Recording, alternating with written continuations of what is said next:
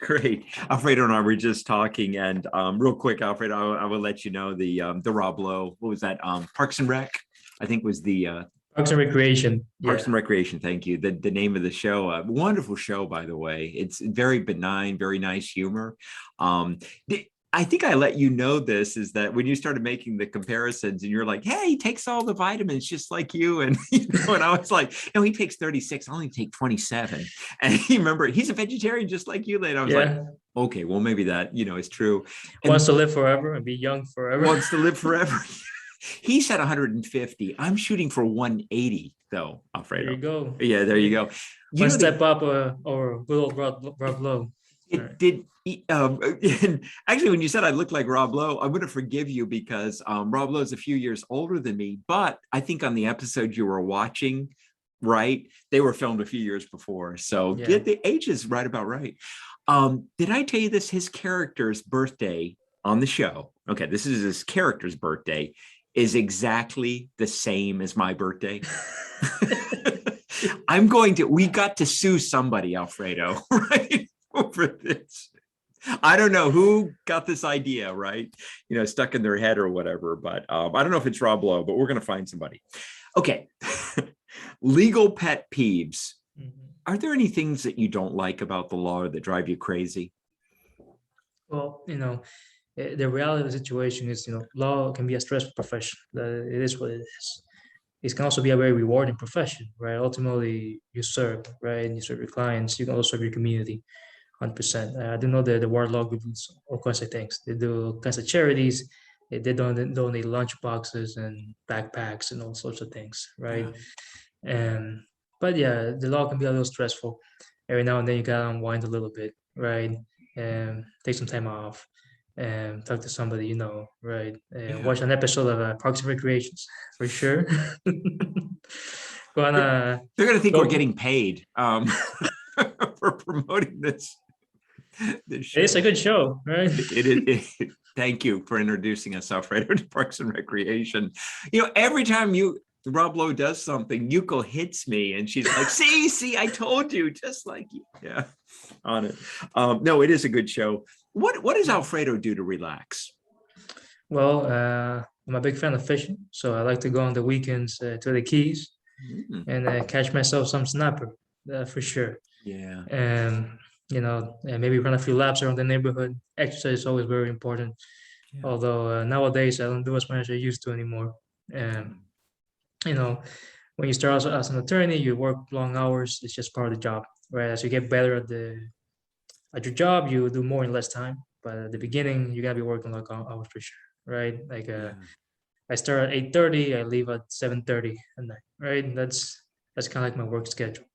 And sometimes when I get home, I decide to do a little lap around, a little bit, some running just to ease the tension and get the blood flowing a little bit again. Because it's also a Yeah. very sedentary job. So you're sitting down all day long. So one of my pet peeves would be that. Yeah. that And it's very sedentary and it puts the pounds on you real quick. Let me tell you. yeah. No, it can't. I remember you were still maybe very into boxing, right? Yeah. You had a lot of Yeah. experience with boxing. And during Um, high school and during college, I used to box for sure. yeah. It was mostly for the discipline aspect of it. It was good form of exercise, and it kept your mind sharp, your body sharp as well, right? And Mm. it's a good self-defense tool to have in your repertoire. So during high school and college, for 7 years or so, I did boxing, and I essentially stopped when I started law school because now law school became my thing. And now I'm working, being an attorney is kind of my thing. So I gotta find the little gaps in my schedule to do a little bit of exercise here and there and try to keep the body in shape as best that I can. I'll, I'll never forget because you were very good as a boxer. You could size people up. Yeah. And I think you're asking me, how tall, and I'm 5'11", and you said, "What's your weight, Layne?" And I said 165, and you go, "Oh, really?" Because you look more like 172, or and I was like, And no, I didn't take offense, but I remember you did the same thing with Joy and Alicia. So, Yeah, she can definitely make the welterweight, the welterweight cut, right? Or the featherweight, God, for sure. in the case. Yeah, I guess that's true, right? When I was into boxing, I would like to do that. I would look at somebody and I'll be okay, so they will probably be in this division just based on their build, I right? remember driving around with you and you would be like, I can take him, Layne. You can see some guy jogging on the side of the road like, I think I can take him, you I know. still do that. You still do Hasn't that? changed. Yeah. See, now I have to convince myself that I can take him, right? Since since I don't have the physical, prowess that I used to have anymore. I kind of have to wrap myself up. Like, yeah, I can still take him. Sure, I can. Inspirations, Alfredo. Let me ask you about your inspirations besides that great attorney Layne that mentored you many years ago. Who has been inspirational to you, or what has been inspirational to you during the course of your life? Well, part of the reason that I became an attorney is because I wanted to help people, right? And that's as good a reason as any. As an attorney, you're serving ultimately, like I told you before, right? That's just your client, your communities, your firm. It's a service job, right? And the idea, so at least from my end, right? I try to help people, try to help either get their car fixed or get the compensation they deserve for their injuries, or just as simple as getting their life back together, right? Because after a big accident, it stabilizes your life. It's a big deal, and that's part of the reason why you're gonna get clients calling you late at night, screaming at you, I'm in pain or that, And so it's very important to have that in mind. As an attorney, I know attorneys get a bit of a bad rap sometimes. Our reputation isn't the best. There's this book called Attorney and Other Reptiles, right? And that book is it's a joke book about lawyers, right? Very famous joke book, that specific one, right? And one, you don't let that stuff get to you, and to remember, as an attorney, ultimately your goal is to help others, Is to right? help, That's ultimately when it comes down to it, and that's a big source of that's a big driving force for me, right? And trying to make our clients' lives a little better, try to help them out, fix a problem, right? You're a problem solver, and keeping that mentality is very important. Right. I wanted to ask you where that comes from, Alfredo. You had shared with me, and certainly our prayers and hopes go out to the Cuban people, and everything that they've been through. Cubans have been so kind, so wonderful, so funny, like yourself, and so giving. Do you think that comes off of your experiences, maybe? Well, I will tell you this: Cuba's a very poor country, right? Half of my family is still there, and luckily the other half is here in the United States already, here in Miami. That's my dad's side of the family. Mom's side of the family is still with their grandma, grandpa, cousins, aunts, uncles, and we send them money when we can, right? And although it's a tough situation, right, in Cuba, the economic situation is quite poor, and it's not even about the money. It's just there's a lack of resources, right? And it's a country where people have nothing, and then when you come here to the United States, you see all the food and all the opportunities and everything, and it's a big deal, right? Yeah. And you don't take it for granted because it's not guaranteed. It's a privilege to have the things we have here in the United States. It's not everybody has it, right? Especially right now during the pandemic, it's quite serious. I talked to my grandma and my aunts and my uncles through WhatsApp. I don't know if you know the application. Yeah. Right. I just finally installed it. Yes. God bless technology, because thanks to that, I get to see my family over there, right? And we get to talk about the situation. They tell me, there's no rice or there's no milk, or, yesterday I was able to get a pinta or of milk, and it was a big victory. Those little things are big victories. Just getting maybe a little flour, or right, and maybe a little bit of oil that you need to fry something up. So yeah, right. If you go to any Cuban party or any Cuban dinner here in Miami, you're gonna see there's an abundance of food, way more than you need, right? Enough for 3 times the people that are actually attending, and that's because we like to see, that it's bountiful, right? We like to see we like to see the table that it's full of food and full of things, because we come from somewhere that there's nothing, right? And so that's there 100%. It's always in the back of your mind. And when you sort of, look at life and look at things and learn to appreciate things in a certain way, for sure. Yeah. Thank you. Thank you for sharing that. Achieving a work-home life balance. You were touching on this before. Mhm. Yeah, I remember watched Parks and Rec, and um, fishing is important to you. Mhm. Boxing was being. You said getting enough exercise is also important. 100%. You need it for your 100%. mental health and also for your body. How about sleep? Yes. Yeah, Oh yeah. Yeah. yeah, Sleep.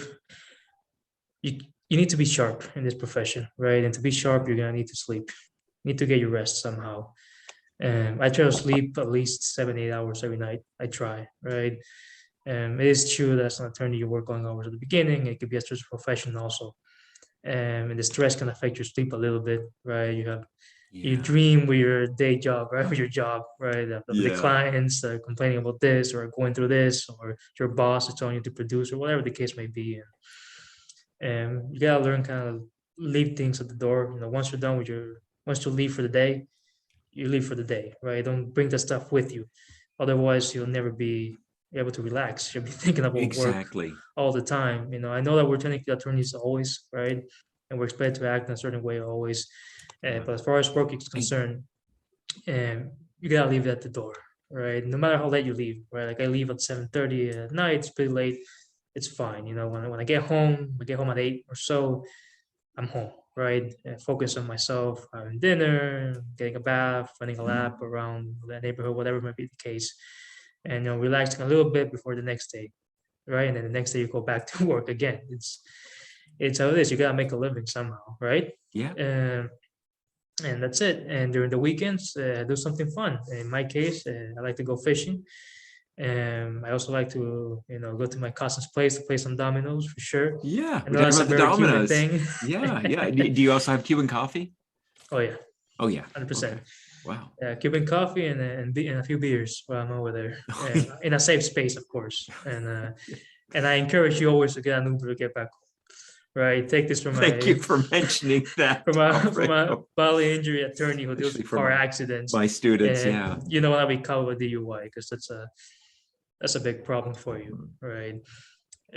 It's really besides the fact that it's at least a criminal offense. It's going to raise your insurance costs. So at the very least, think about that, right? Yep. And uh, here's something interesting. Here in Florida, technically, you don't need bodily injury, but if you do have a DUI, right, they'll require you to buy it. So that's an exception that's in the law. Somebody who's had a DUI before now needs to get bodily injury by law. They need to have it there. And if they stop you and they see that you don't have the proper coverage, you get a ticket, right? Or usually happens if people find out when you're in an accident, you hit somebody or somebody hits you, Yeah. and then it shows up that well you don't have the proper coverage, and you can get your license suspended by for the highway patrol, right? For by the DMV essentially. The DMV can suspend your license for lack of coverage. But hopefully nobody, none of our beautiful students are going to be in that situation because they're going to take that Uber uh, to get home, and they're gonna drive and under their influence. That's a big no-no. Yeah. I think now, and this is what I've told my students. Look, I can talk until, blue in the ears, but the situation, this, a lot of statistics and things have been that 80% of our undergrads are drinking, right? 20% Yeah. don't, but 80% do. And we spent millions of dollars on this over the years and shifted the focus somewhat from they're going to drink no matter what we say, right? Even if it's illegal. Hmm. Being safe, okay? Yeah. Watch yourself, watch your friends. Let's keep everybody safe, right? Let's not engage in DUIs, sexual assaults, all these things that we can Hmm. stop. And I think nowadays, Alfredo, what you just said, there's really no good excuse. We have Uber, we've got Lyft, we've got Yep. Later Gator, we've got the Snap, right? The buses that run later, at least in Gainesville. So you know what I mean? There's multiple. Hopefully you have a friend that has not been drinking, as well, right? Yeah. To drive you home. And when it comes down to it, it's mostly about your life, right? It's about staying safe. I know I speak a lot about insurance and coverages and all this, but ultimately it's about being safe And and avoiding an accident altogether, because you don't want to be in yeah, that position. The best accidents are the ones you don't have, right? If you have it, thank there's an you. attorney that can help you, but still, you don't want to get there. It, It's a very stressful and long it's what process. you said. Our service to self means protecting not just ourselves, but others, right? Yeah, That are also on the road. 100%. Yeah, thank you. Um, Oh, let me ask this. Oh, talking about George Michael just now. What's your favorite music? Well, you know how I play large range of music, right? Anything from classic Hispanic tunes, you know, something you Yeah, can dance to hard metal. Ronnie James Dio. I remember I passed that by you back when I was you interviewing for did. student legal services. You did. We were playing it, right? I think at some point. Yeah, Holy Yeah. Diver, right? Remember Holy Diver? Holy Diver. Yeah. Yeah. I do remember Holy Diver. That's right. Um, Rainbow in the Dark, Man of the Silver Mountain. Those are all good ones by the great and late Ronnie James Dio. You know, unfortunately, the great Dio passed away, or rather, you know, he ascended, right? Because rock stars like him, they don't pass, but they ascend into heaven, right? yeah, exactly. Yeah. Um, but yeah, his music is still around, right? So that's essentially it's immortalized, right? Yeah. Through Holy Diver and all other great hits. Yeah. Thank you for sharing that. That's a really good. No, it's very special. Thank you. Favorite film and TV. Well, yeah, you said Parks and Rec. I know you. I know you love that show. Now we love the show as well. Anything else? Movies or TV that Well, you like? as far as movies, the first Rocky, that's a big Mm, one for me. You know, maybe I'm a little amazing biased because movie. I'm a fan of boxing and I practice the sport. Although when I look at Rocky, I don't really see a boxing movie. It's more of a It, drama, right? It's yeah. a life drama. It's about overcoming hardship and achieving something great, you know, by working hard, right? The boxing just like a side thing. It happens to be through boxing, but that's really not the moral of the film, so to speak. that- exactly a metaphor for bigger Yeah, things, overcoming right these obstacles and hardships in life. It still has some of the most iconic scenes I've ever seen, right? Sylvester Stallone jogging. You remember starting out and trying to make it up those steps, yeah, Philadelphia Art House, and then finally making it, to the top. And the fight scene in that is edited. Wow, so yeah. well. It's hard for me, even Yuko and I watching it at home, not to get up on our feet and start cheering, for it. You liked even Rocky Five. I think you were making me realize that, okay, there are good parts in Rocky Five too, Yeah, there are a as, few, right? as You well. know, Yeah. Rocky's relationship with son, for one, right? You know, it's a little difficult because it's putting all his emphasis on his new boxer, who's his protege, and he wants to be world champion and all that. Right. But then by the end, it sort of mend things, right? He starts talking Yeah. to his son a little bit more, and How there's about some interesting parts of it for sure. Yeah, Yeah, yeah, yeah, absolutely. I mean, and his friend, I'm trying to remember, was it Apollo Creed? Apollo Creed, yeah, Yeah, thank you. Apollo Creed was his friend, and Mr. T played Clubber Lang, right? yep. In In the third third movie, one. Yeah, yeah, the third one. Yeah, very entertaining too, right? I think. fun movie. And you Yeah. have Dolph Lundgren, right? And is that The right? At number fourth, four, yeah, is the Soviet, I suppose, Ivan right? Drago, Ivan Drago, What a memory.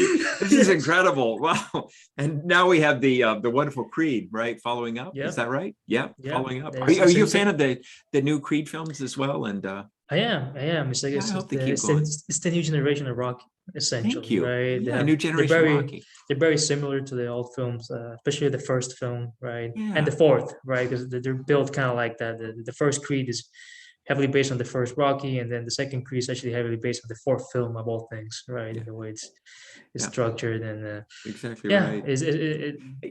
it's not necessarily for some of the older fans, although they are great movies, but it's like for some of the new fans also who are coming into the Rocky series, right? That's their Exactly. Rocky.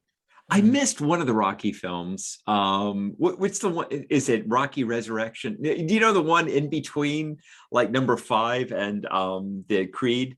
The one oh where yeah, he's older, but he fights like a young boxer. Do yeah, you remember that one? yeah. It's named just Rocky Balboa. There's no like Oh, one or two thank or you. nothing. Just Rocky Rocky, Balboa. Rocky Just Balboa. they add the last name. There you go. Right. Uh, Yeah. I liked it. Do you think you know so much about boxing? Would that ever happen? I haven't seen it happen. Uh, Okay, yeah, it I probably haven't not. really. Well, although nowadays you see everything. Now you have YouTubers fighting Mayweather, which is probably one of the best, if not the greatest, defensive boxer of all time. So if you see that, you know, you'll probably see some old champions fighting some new guys. Okay, yeah, that makes sense to me. Yeah, last week in the actually Evander Holyfield, four times world champion in the heavyweights, he fought an MMA guy, right? Yeah. what was the name of this guy? Victor Belfort, I think his name was. And Victor Belfort knocked out Holyfield, although Holyfield is 58, so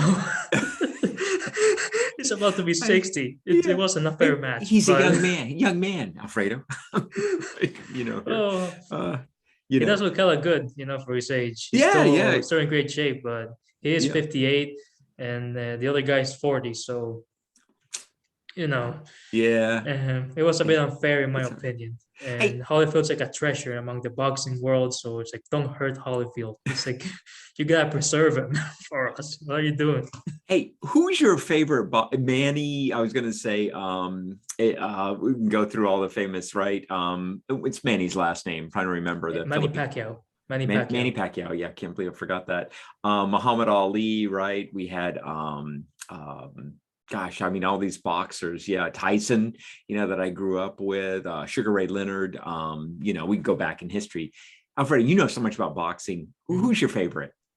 Well, he's not the best boxer, or he wasn't the best boxer in the world, but my favorite boxer of all time is Arturo Gatti. Arturo Gatti, Italian Canadian boxer. Uh, Very aggressive fighting style, very low defense. He used to block punches with his face, in my opinion. Oh,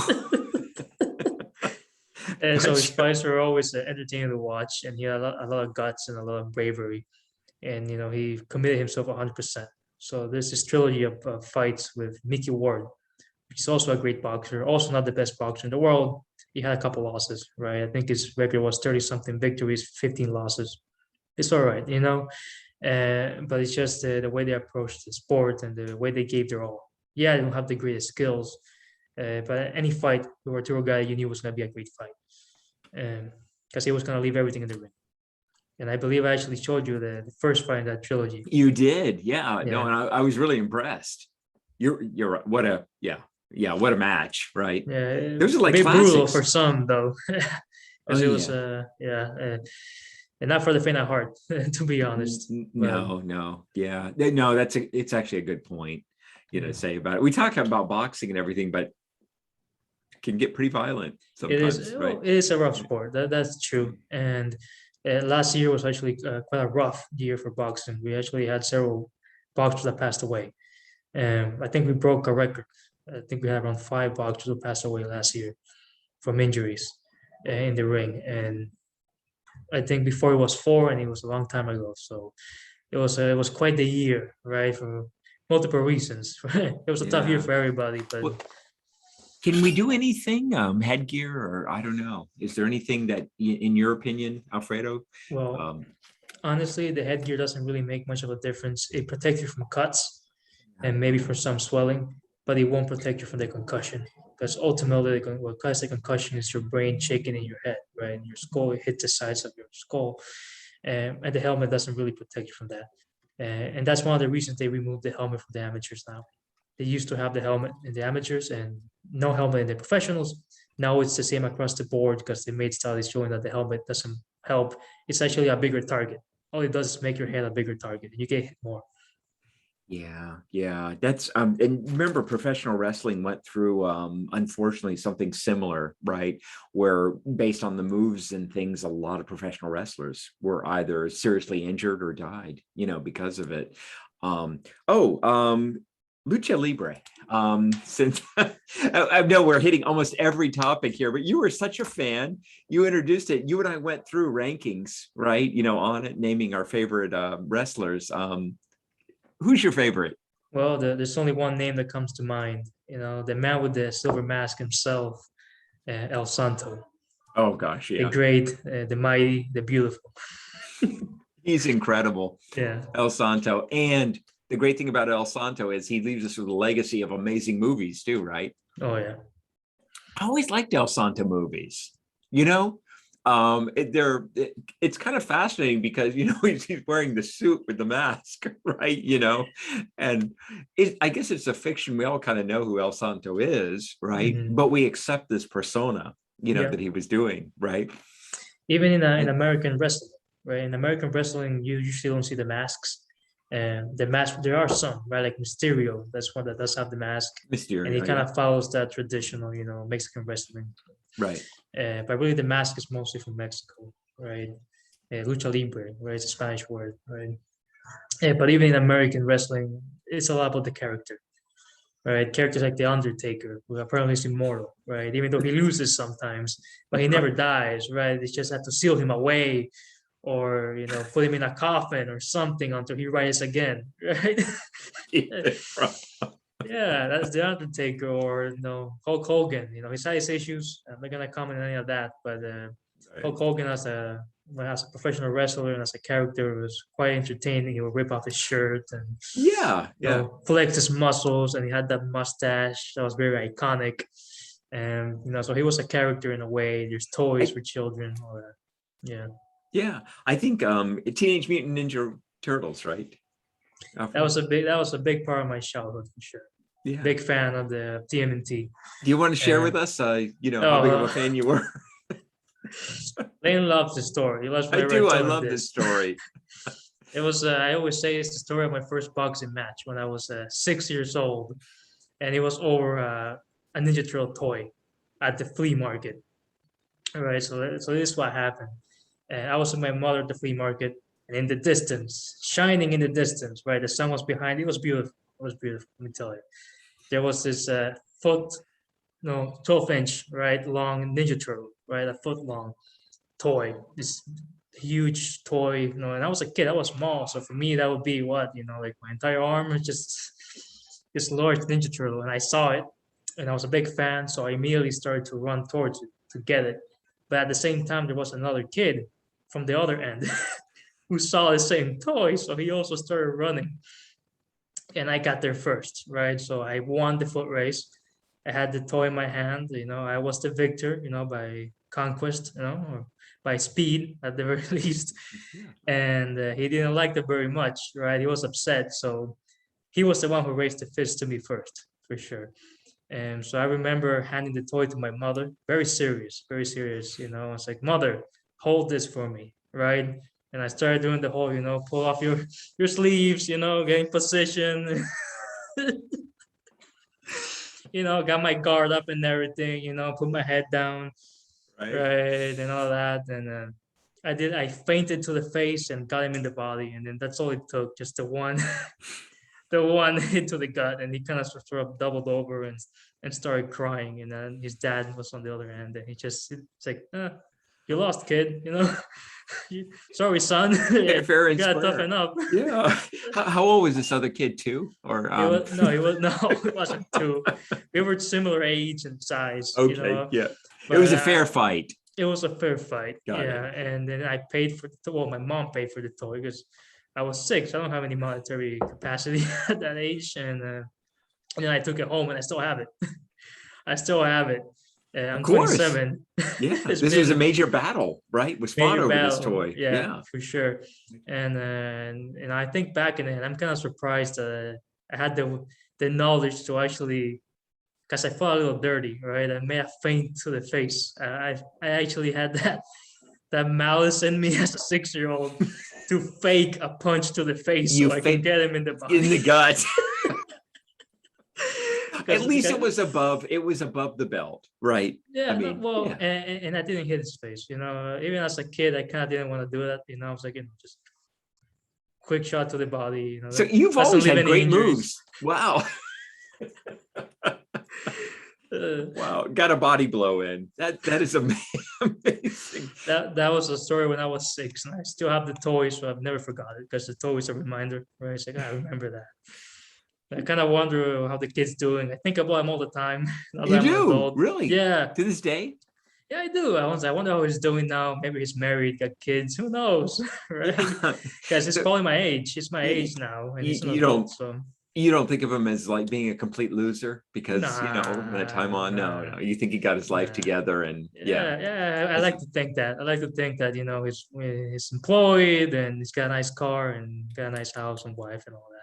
Oh, that's very generous of you. I hope. I pray to him every now and then, that the body blow wasn't too traumatic, right? Alfredo, you are so nice, so generous. I cannot believe, right? This kid, when you were 6. You're still He was praying for. asking for it, you know?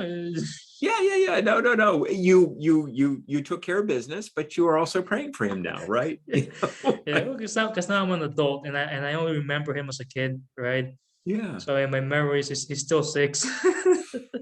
It's like I wonder how that kid's doing, right? Yeah. No, I love it. I love it here. Is there any closing thoughts you want to leave us with? I think you said, wow, amazing things, helping people. I know it's Yeah. very big to you. And I like the way that you're still praying, for this kid, from years This poor ago. 6-year-old It's from you're back in the day. it's Alfredo, you make everybody feel better by talking to them. I think it's wonderful, right? And I like your humor because it's never mean. It's very benign, you know. It's very nice. Usually is very benign, you know. Yeah, Every yeah. now and then I throw another joke out there, but that's for I after the interview.